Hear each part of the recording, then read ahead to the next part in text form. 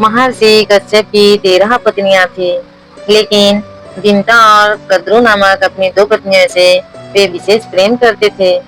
एक दिन महर्षि जब आनंद भाव में बैठे थे तो उनकी दोनों पत्नियां उनके समीप पहुंची और पति के पांव दबाने लगी।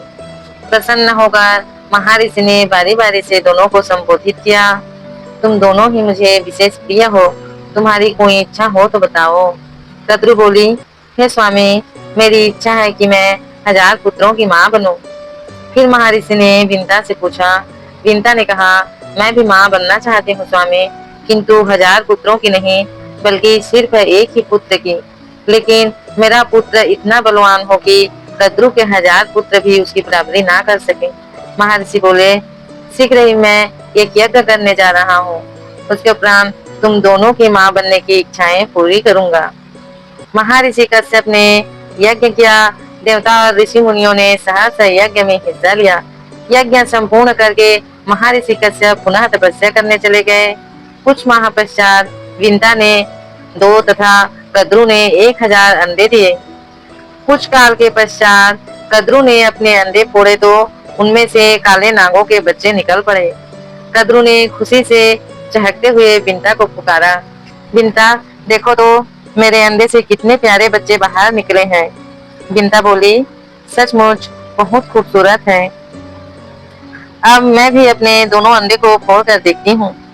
यह कहकर विंता अपने दोनों अंडे के पास चली गई।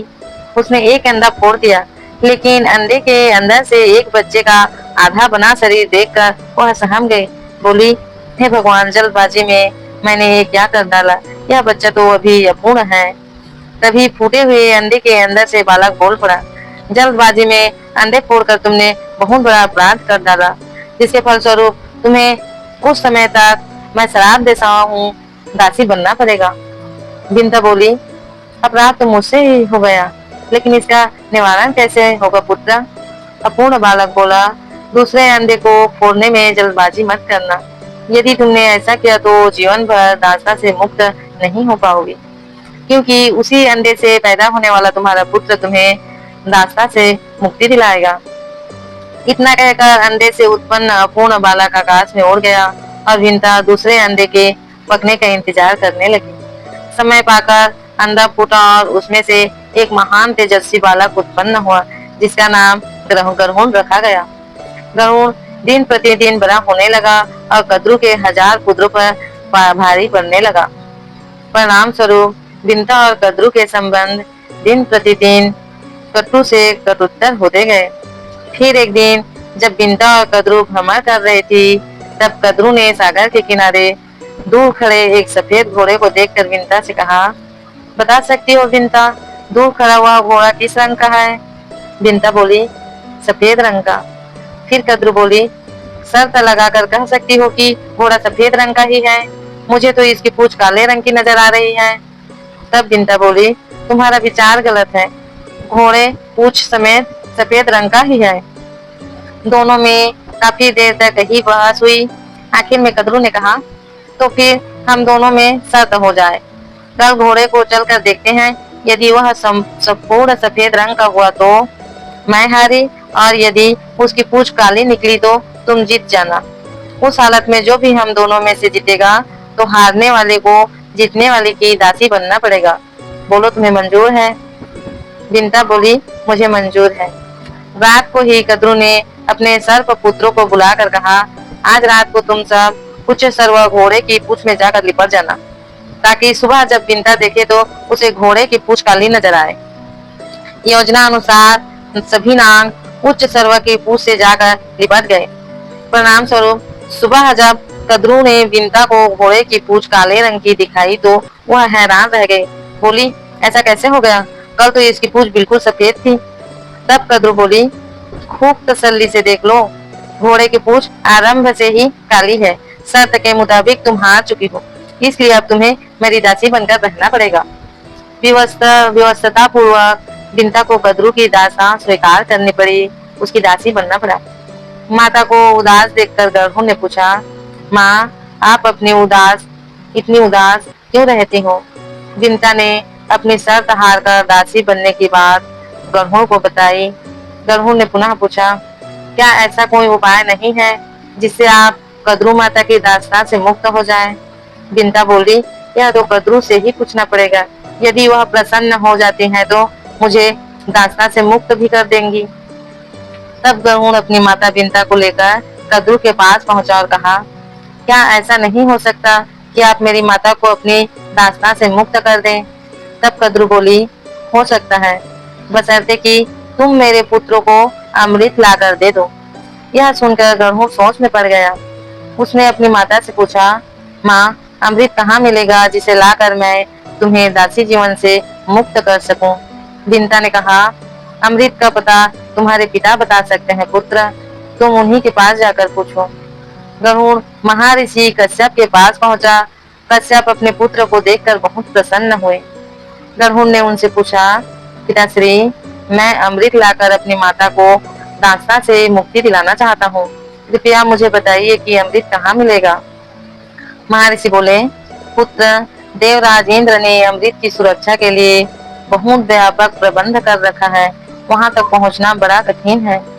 गरुड़ बोला, इंद्र ने कितने ही कड़े सुरक्षा प्रबंध क्यों न कर रखे हो, मगर मैं अमृत ले आऊंगा। आप मुझे सिर्फ उस स्थान का पता बता दीजिए। महर्षि कश्यप ने गरुड़ को इंद्र का पता बता दिया। गरुड़ ने फिर पूछा, पिताश्री, मुझे भूख बहुत लगती है, कृपया यह भी बता दीजिए कि इस लंबे मार्ग में क्या खाकर अपना पेट भरूं? महर्षि बोले, अमृत जिस स्थान पर है उस सरोवर तक पहुंचने में तुम्हें वक्त लग जाएगा। इस बीच समुद्र के किनारे तुम्हें निषादों की अनेक बस्तियां मिलेगी। ये निषाद बहुत पतित हैं और इनके आचरण असुरों जैसे हैं। तुम्हें इन्हें खाकर अपनी भूख मिटानी पड़ेगी। गरुड़ बोला, और उसके बाद भी मेरा पेट ना भरा तो? महर्षि कश्यप बोले, सरोवर के अंदर एक विशाल कछुआ रहता है और उसके साथ ही वन में एक महाभयंकर हाथी भी रहता है। दोनों ही बहुत क्रूर और आसुरी प्रवृत्ति के हैं, तुम उन्हें भी खा सकते हो। पिता का आदेश पाते ही गरुड़ अमृत सरोवर की ओर बढ़ चला गया। मार्ग में उसने निषादों को खाकर अपनी भूख मिटाई। फिर अमृत सरोवर पहुंचकर कच्छप और हाथी को अपने पंजों में दबाकर और दोनों को खाने के लिए किसी उचित जगह की तलाश में उड़ गया। सोमगिरी पर्वत पर लहराते ऊंचे वृक्षों को देखकर जैसे ही उसने एक वृक्ष पर बैठना चाहा तो उनके भार से वृक्ष की शाखा टूटकर नीचे गिरने लगी। यह देख गरुड़ तुरंत उड़ा और दूसरे वृक्ष पर जा बैठा। जिस शाखा पर वह बैठा उस शाखा पर उसने उल्टे लटके कुछ ऋषियों को तपस्या करते देखा, लेकिन वह शाखा उनके भार से टूटकर नीचे गिरने लगी। यह देख गरुड़ ने शाखा को चोंच में दबाया और हाथी तथा कच्छप को पंजे में दबाए हुए वहां अपने पिता के आश्रम की ओर उड़ चला। कश्यप के आश्रम में गरुड़ ने उड़ते उड़ते अपने पिता से पूछा, पिताजी, मेरे भार से उस पेड़ की शाखा टूट गई जिस पर कुछ ऋषि उल्टे लटके तपस्या कर रहे थे, मुझे बताइए अब मैं इस शाखा को कहाँ छोड़ूं? महर्षि कश्यप बोले, तुमने बहुत अच्छा किया पुत्र जो सीधे यहाँ चले आए। शाखा से उल्टे लटके हुए ये बालखीर ऋषिगण हैं, अगर इन्हें कष्ट पहुंचता तो ये शराब देकर तुम्हें भस्म कर देते। गरुड़ बोला, तो फिर बताइए अब मैं क्या करूं? तब महर्षि बोले, ठहरो, मैं ऋषिगणों से प्रार्थना करता हूँ कि वे अपना स्थान छोड़कर नीचे आ जाएं। महर्षि कश्यप ने ऋषिगणों से प्रार्थना की। बालखीर ऋषियों ने कश्यप की प्रार्थना स्वीकार कर शाखा छोड़ दी और वे हिमालय में तपस्या करने चले गए। चोंच में दबी शाखा को नीचे फेंककर गरुड़ ने भी आनंद से कछुए और हाथी को खा लिया और तृप्त होकर पुनः अमृत लाने के लिए उड़ चला। गरुड़ अमृत सरोवर के पास पहुंचा तो अमृत की रक्षा करते हुए महाकाय देवों और अमृत कलश के चारों ओर घूमते हुए चक्र को देखकर वह हैरान हो गया। उसने सोचा कि ये देव और चक्र देवराज इंद्र ने अमृत कलश की सुरक्षा के लिए लगाए हुए हैं। चक्र में फंसकर मेरे पंख कट सकते हैं, इसलिए मैं अत्यंत छोटा सा रूप धारण कर इसके मध्य में प्रवेश करूंगा। गरुड़ को देखकर एक देव ने कहा, यह कोई असुर है जो वेश बदलकर अमृत चुराने यहाँ तक पहुँचा है, हमें इसे खत्म कर देना चाहिए। दोनों देव विद्युत गति से गरुड़ पर टूट पड़े, लेकिन गरुड़ ने अपने पहने पंजों और तीखी चोंच से उन्हें इतना घायल कर दिया कि शीघ्र ही वो दोनों बेहोश होकर गिर पड़े। गरुड़ ने अमृत कलश पंजों में दबाया और वापस उड़ चला।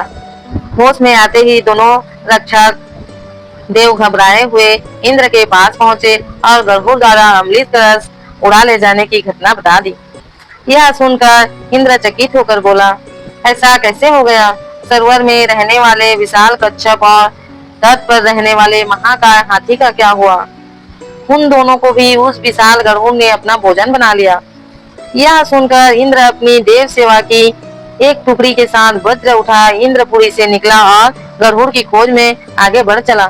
आकाश मार्ग में उड़ते हुए शीघ्र ही उसने गरुड़ को देख लिया और अपना वज्र चला दिया। इंद्र के वज्र का गरुड़ पर कोई असर न हुआ। उसके डैनों से सिर पर एक पंख वज्र से टकरा कर नीचे आ गिरा। देव गरुड़ पर टूट पड़े, किंतु कुछ ही समय में गरुड़ ने उन्हें अपनी पैनी चोंच की मार से अधमरा कर दिया। यह देख इंद्र सोचने लगा, यह तो कोई महान पराक्रमी है। मेरे वज्र का इस पर जरा भी असर नहीं हुआ, जबकि मेरे वज्र के प्रहार से पहाड़ तक टूटकर चूर्ण बन जाते हैं। ऐसे पराक्रमी को शत्रुता से नहीं, मित्रता से काबू में करना चाहिए।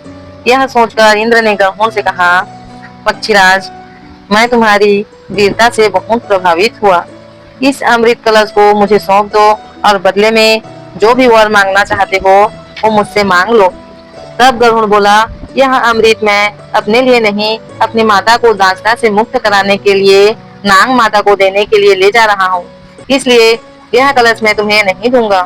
तब इंद्र बोले, ठीक है, इस समय तुम कलश ले जाकर नाग माता को सौंप दो, किंतु उन्हें इसे प्रयोग मत करने देना। उचित मौका देखकर मैं वहां से यह कलश गायब कर दूंगा।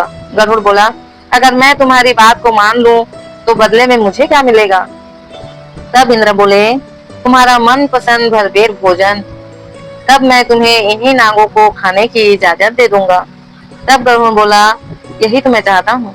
नाग मेरे स्वादिष्ट भोजन है, किंतु एक ही पिता की संतान होने के कारण मैं इन्हें खाते हुए हिचकता हूँ। अब मेरी हिचक दूर हो गई। अब मैं आपके कथन अनुसार ही कार्य करूंगा। यह कहकर गरुड़ अमृत कलश लेकर कद्रु के पास पहुंचा और उसने बोला, माते, अपनी प्रतिज्ञा के अनुसार मैं अमृत कलश ले आया हूँ। अब आप अपने वचन से मेरी माता को मुक्त कर दे। कद्रु ने उसी क्षण विंता को वचन से मुक्त कर दिया और अगली सुबह अमृत नागों को पिलाने का निश्चय कर वहां से चली गई। रात को उचित मौका देखकर इंद्र ने अमृत कलश उठा लिया और पुनः उसी स्थान पर पहुंचा दिया। दूसरे दिन सुबह नाग जब वहां पहुंचे तो अमृत कलश गायब देखकर दुखी हुए। उन्होंने उस कुसा को ही जिस पर अमृत कलश रखा था चाटना आरंभ कर दिया, जिसके कारण उनकी जीभ दो हिस्सों में फट गई। गरुड़ की मातृ भक्ति से प्रसन्न होकर भगवान विष्णु गरुड़ के सम्मुख प्रकट हुए और बोले, मैं तुम्हारी मातृ भक्ति देखकर बहुत प्रसन्न हूँ पक्षीराज। मैं चाहता हूँ कि अब से तुम मेरे वाहन के रूप में मेरे साथ रहा करो। तब गरुड़ बोला, मैं बहुत भाग्यशाली हूँ प्रभु, जो स्वयं आपने मुझे अपना वाहन बनाना स्वीकार किया। आज से मैं हर क्षण आपकी सेवा में रहूंगा और आपको छोड़कर कहीं नहीं जाऊंगा। इस तरह उसी दिन से पक्षीराज गरुड़ भगवान विष्णु के वाहन के रूप में प्रयुक्त होने लगे। गरुड़ के भगवान विष्णु की सेवा में जाते ही देवता भय मुक्त हो गए। तो दोस्तों, ये थी गरुड़ की उत्पत्ति का रहस्य। तो दोस्तों, जो भी भगवान विष्णु के प्यारे भक्त हैं वे चैनल को सब्सक्राइब करें। धन्यवाद।